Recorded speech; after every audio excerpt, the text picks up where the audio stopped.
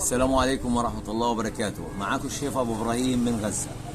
اليوم يا جماعة أنا لي فترة ما نزلتش فيديوهات لأنه عندي مشكلة في أكسنز، فإن شاء الله أنا بتمنى من رب العالمين تفتح قناتي وتمشي الأرباح تاعتي. حضني مستمر معاكم يا جماعة بالرغم إنه الربح واقف معايا، لكن أنا حضني أشتغل على القناة وأنزل كل يوم حاجات إن شاء الله مش حاجة.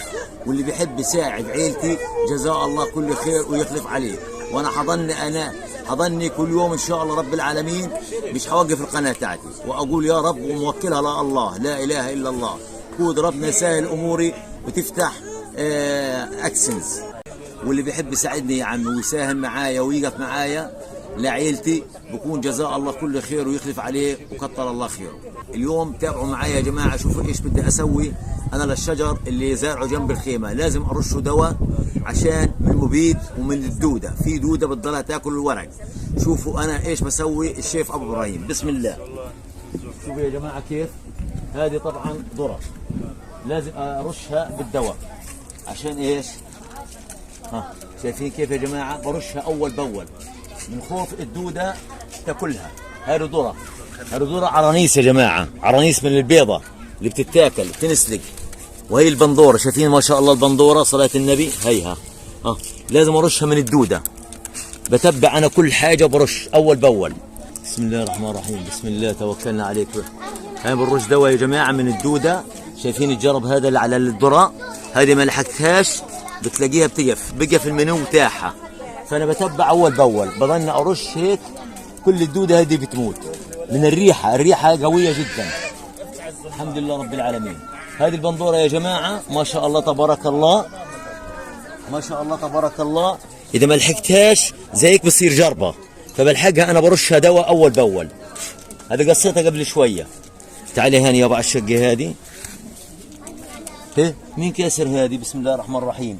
لا حول ولا قوة بالله العلي العظيم. مين كسر هذه؟ أكيد الصغار اللي كانوا نازحين عنا أكيد، لكن مش مشكلة.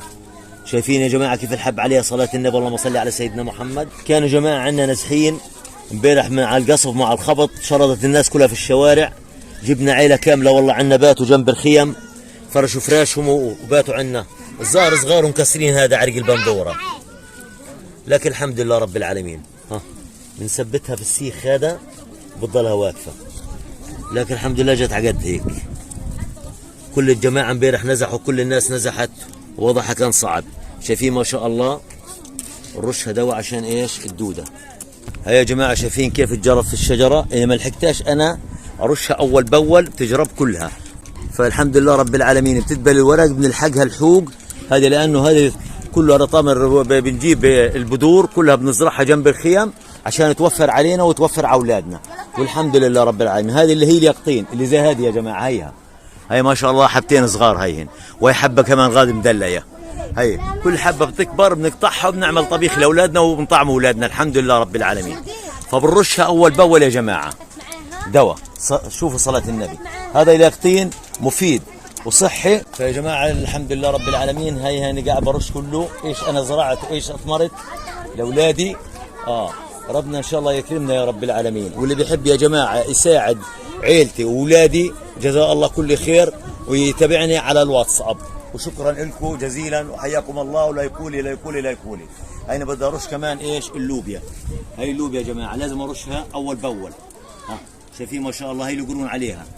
لازم دائما ارش دواء عشان ايش؟ الحق الدوده ما تاكلهاش الشجره.